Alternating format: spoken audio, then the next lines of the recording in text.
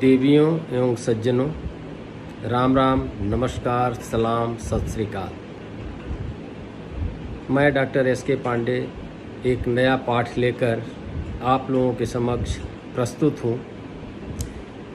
इसके पहले मैं आप लोगों से अनुरोध करता हूँ, विनती करता हूँ कि कोविड महामारी में अपने को, अपने परिवार को, अपने अपनों को सुरक्षित रहें। कोविड के नियमों का कृपया पालन करें। बहुत भयंकर बीमारी है।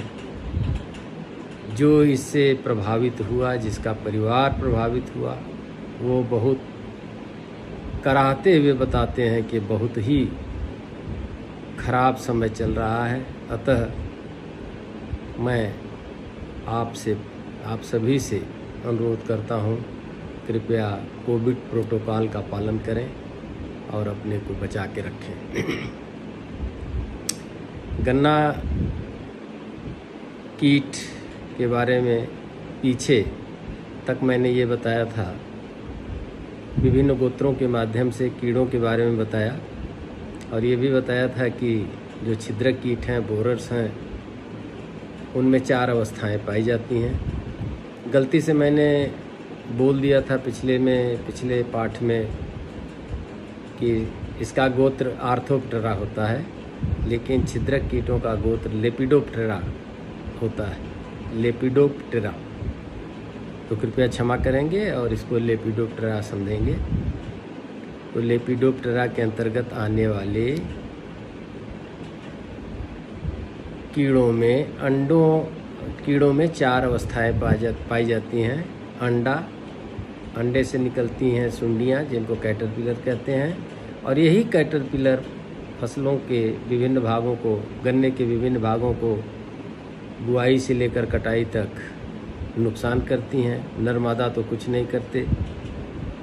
और ये विभिन्न मौसम में ये सुंडियां अंडे से निकलने के बाद, सुंडियां जिनको कैटरपिलर कहते हैं, ये 4 या 5 पीढ़ियों में, जिनको पीढ़ियाँ कहते हैं, जिसको बोला जाता है ब्रूड, अंडा से निकलने के बाद जो सुंडी बहुत ही छोटी होती है, वह कुछ दिनों तक अपनी केंचुल छोड़ते हुए फिर दूसरे रूप में आती है। तो दूसरी पीढ़ी होती है। तीसरा प्रारूप होता है। फिर तीसरा प्रारूप के बाद फिर अंडे निर्मोह करते हैं, केंचुल छोड़ के जाते हैं। चौथा प्रारूप होता है।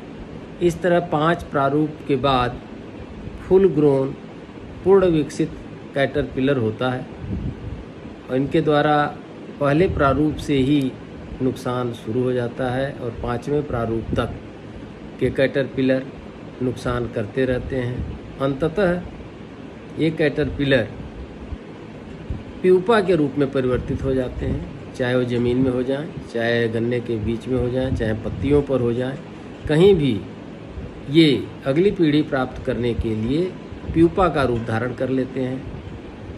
प्यूपा के अपने बॉडी को, अपने शरीर को एक कैटरपिलर अपने में समेट लेते हैं, और समेटने के बाद एक खोल बन जाती है, शंकुकार की और शंख के आकार की खोल बन जाती है।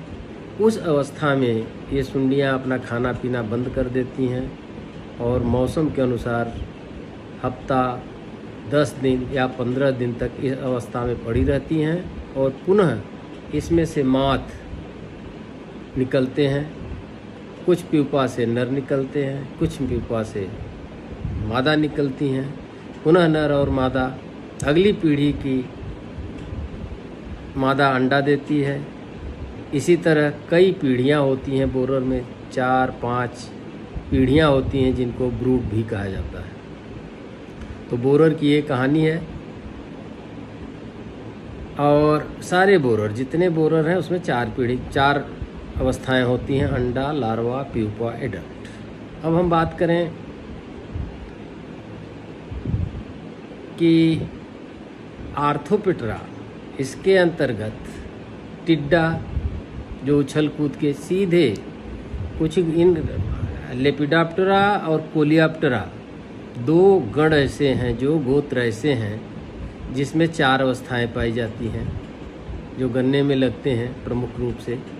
कोलियोप्टेरा जो प्रौढ़ जिनके गुबरौला होते हैं, भृंग होते हैं, गोल गोल होते हैं, उनका पंख बहुत कठोर सा होता है, ये बड़े कम उड़ान भर सकते हैं। इनको बिटल कहते हैं और बिबिल कहते हैं। बिबिल किसको कहते हैं? जिसमें सूंड निकला होता है उसको बिबिल कहते हैं, और जिसमें सूंड नहीं होता, फ्लैट माउथ पार्ट होता है काटने चबाने वाला, उसको हम बिटिल कहते हैं। तो बिटिल और बिबिल इसमें भी 4 अवस्थाएं होती हैं: अंडा, ग्रब, प्यूपा, एडल्ट। इसके लार्वा को हम ग्रब कहते हैं। बोरर के लार्वा को, अंडा से निकलने वाली अवस्था को हम कैटरपिलर कहते हैं, और बिटिल के द्वारा दिए गए अंडे से निकले लार्वा को हम ग्रब कहते हैं।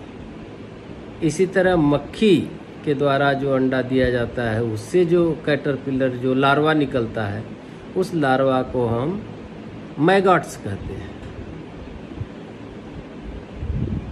तो इस तरह कभी कभी जो सुनने को आता है कि ग्रब, जैसे वाइट ग्रब, कैटरपिलर बोरर हो गए, और गन्ने में कोई मैगट वाली फ्लाई नहीं है, जैसे हाउस फ्लाई है, इससे सुंडियाँ जो निकलती हैं वो मैगट कहती हैं। तो ये एक चीज़ मुझे बताना था कि आपको जो कन्फ्यूजन होता है कैटरपिलर, ग्रब, मैगट, निम्फ। अब निम्फ की बात करें, दीमक एक ऐसा कीट है, दीमक अंडा देता है, अंडे से सीधे बच्चे निकल जाते हैं, और वो बच्चे जो वो भी अपनी केचुल छोड़ते हैं, उनको कहते हैं first instar, second instar, third instar, fourth instar, fifth instar. 5 बार अपनी कोई त्वचा बदल कर वो बढ़ते हैं, और बढ़ने के क्रम में प्रौढ़ हो जाते हैं।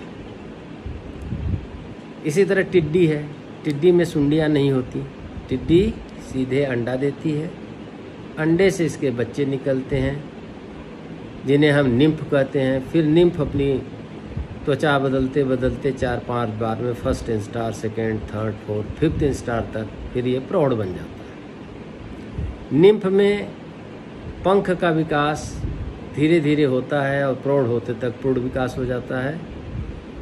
1, 2, 3, 4 पीढ़ियों तक पंख नहीं होता, पंख का विकास होता है। और निम्फ में, जिसको शिशु कहते हैं, जननांग विकसित नहीं होते हैं, प्रौढ़ होते होते पंख और जननांग विकसित हो जाते हैं। लेकिन शिशु और प्रौढ़ दोनों ही फसल को शुरू की अवस्था से ही नुकसान करते हैं।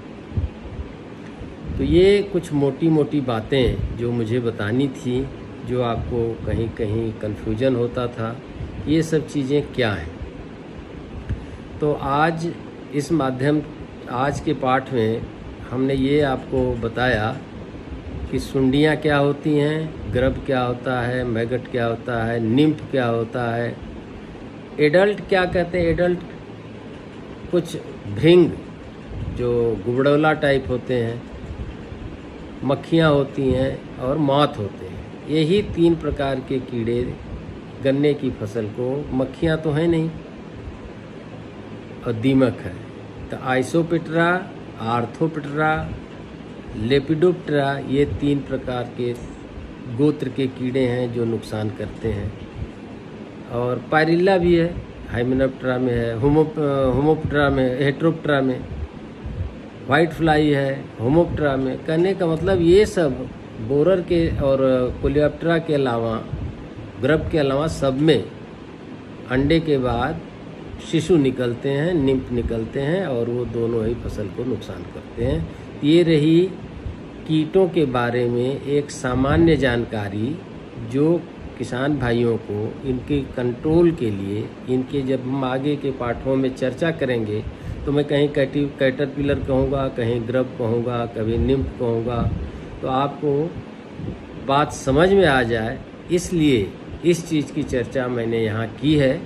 और आगे छिद्रक के विभिन्न छिद्रकों के बारे में मैं विस्तार से चर्चा करूँगा।